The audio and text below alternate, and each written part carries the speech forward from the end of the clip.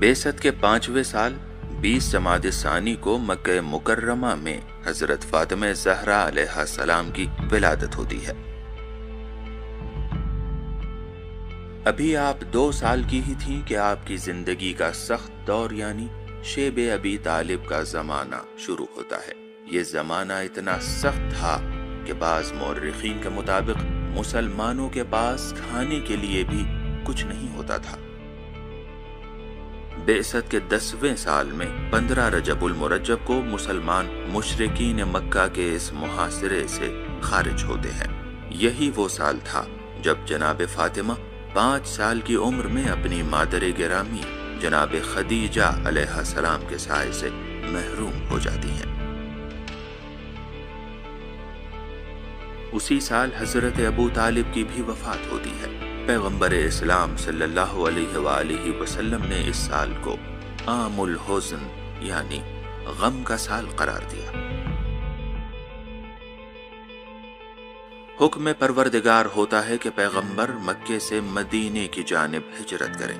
جب آپ مسجد قباء نامی مقام پر پہنچتے ہیں تو آپ امام علی علیہ السلام کو پیغام بھجواتے ہیں کہ فاطمہ بنت اسد، فاطمہ بنت زبیر ابن عبد المطلب اور فاطمہ زہرا کے ساتھ قباء پہنچیں۔ پیغمبر کا یہ پیغام ملنے کے بعد امام علی علیہ السلام تینوں فاطمہ کو اپنے ہمراہ لے کر مدینے کا رخ کرتے ہیں۔ راستے میں مشرکین آپ کا راستہ روکنا چاہتے ہیں مگر امام علی علیہ السلام تنہا ان کا مقابلہ کرتے ہیں۔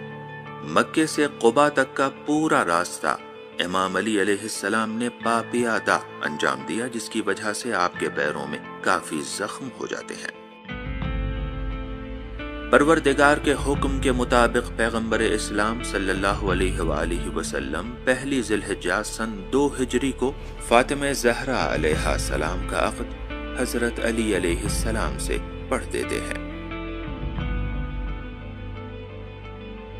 15 رمضان المبارک سن 3 ہجری کو حضرت زہرا علیہ السلام کے آنگن میں پہلی کلی کھلتی ہے اور حضرت امام حسن مجتبی علیہ السلام کی ولادت ہوتی ہے۔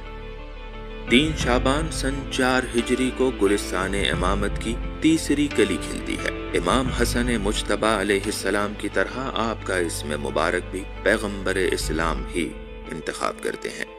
مورخین کے مطابق 5 جمادی الاولیٰ سن 5 یا 6 ہجری کو جناب زینب کبریٰ علیہ السلام کی ولادت ہوتی ہے۔ سن 7 ہجری مسلمانوں کی کامیابی کے بعد فدق میں رہنے والے یہودی جو سرسبز باغات اور زمینوں کے مالک تھے، بغیر کسی جنگ کے اپنی زمین کو پیغمبر اسلام کے حوالے کر دیتے ہیں۔ چونکہ یہ زمین بغیر کسی جنگ کے حاصل ہوئی تھی، لہٰذا انفال کے زمرے میں آتی تھی اور پیغمبر کے علاوہ دوسرے مسلمانوں کا اس میں کوئی حق اور حصہ نہیں تھا۔ پیغمبر حکم پروردگار کے مطابق فدق جناب فاطمہ زہرا علیہ السلام کو بخش دیتے ہیں۔ مورخین نے فدق کی سالانہ آمدنی کو 24,000 درہم سے لے کر 70,000 درہم تک بیان کیا ہے۔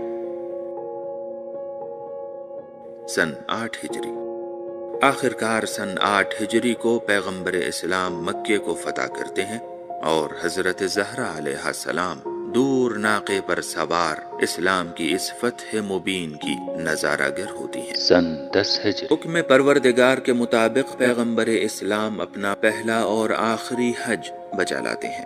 مناسک حج کو انجام دینے کے بعد آپ فوراً مدینے کا رخ کرتے ہیں اور غدیر خم نامی جگہ پر امیر المؤمنین علی علیہ السلام کی ولایت کا اعلان کرتے ہیں۔ جناب فاطمہ زہرا علیہ السلام بھی غدیر خم میں موجود تھیں اور دیکھ رہی تھیں کہ پیغمبر اسلام نے کس قدر اہتمام کیا ہے اور کس طرح سے لوگ جوق در جوق امام علی علیہ السلام کو مبارکباد دینے آ رہے ہیں۔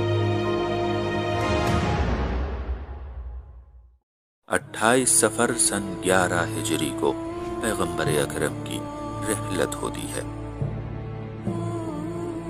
ایک طرف تو پیغمبر کی رحلت جناب زہرا کے لیے کافی شاق تھی، جس کی بنیاد پر آپ شب و روز گریہ فرماتی تھی، تو دوسری طرف بعض مسلمانوں نے آپ پر اتنے مصائب ڈھائے کہ آپ کو یہ مرثیہ پڑھنا پڑا۔ صبت علی مصائب لو انہا صبت علی الایام سرن لیالیا۔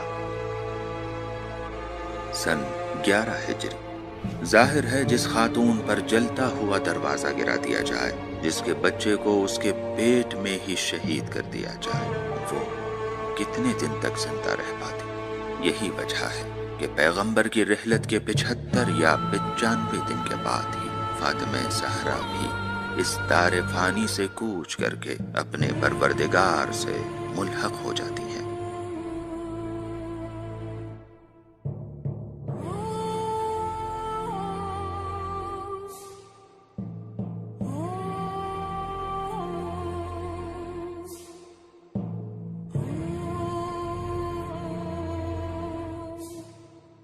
اس ٹائم لائن کو دیکھنے کے بعد حضرت فاطمہ زہرا سلام اللہ علیہ کی زندگی سے ہمیں کچھ اہم نکات اور درس ملتے ہیں جو اس طرح ہیں۔ نمبر 1، اللہ اور دین کی راہ میں ہر سختیوں کا مقابلہ کرنا اور کسی بھی صورت میں ہار نہ ماننا، جیسے شیب ابی طالب کی سختیوں کو برداشت کرنا، سن 10 بعثت میں 5 سال کی عمر میں ماں کے سائے سے محروم ہو جانا، اور ہجرت کے دوران مشرکین کے حملے سے بھی نہ گھبرانا۔ نمبر 2، سن 2 ہجری میں امام علی علیہ السلام سے شادی اور اس کے بعد دنیا کی سب سے بہترین اور کامیاب شادی شدہ زندگی کی مثال قائم کرنا، جیسے ہر محاذ پر شوہر کے ساتھ کھڑے رہنا اور ان کی رضایت کا خیال رکھنا، نہ کبھی شوہر سے شکایت کی اور نہ ہی کسی اور سے شوہر کی شکایت کی، گھر چلانے اور عبادت میں شوہر کی سب سے اچھی مددگار، حسنین علیہ السلام جیسی اولاد کی تربیت۔ تیسرا اور سب سے اہم، نبوت، امامت اور ولایت کا دفاع کرنا اور اس راہ میں عظیم قربانیاں دینا، جیسے رسول خدا کی جدائی کو برداشت کرنا، رسول خدا کے اور امام وقت کی حفاظت کی خاطر مصیبتیں برداشت کرنا، فدق سے محروم ہو جانا، جناب محسن کی شہادت کو برداشت کرنا، خطبہ فدق اور دیگر مقامات پر نبوت اور امامت کی باتیں اور ولایت امام علی علیہ السلام کو ثابت کرنا، اور انہی سختیوں کا مقابلہ کرتے ہوئے دنیا سے رخصت ہو جانا اور رات میں آپ کا دفن ہونا۔ یہ حضرت فاطمہ زہرا سلام اللہ علیہ کی زندگی کے کچھ اہم پوائنٹس تھے جنہیں آپ کی خدمت میں بیان کیا۔ آئیے سیرت فاطمی سے آشنائی پیدا کریں اور بہترین معاشرہ بنانے میں اپنا اہم کردار ادا کریں۔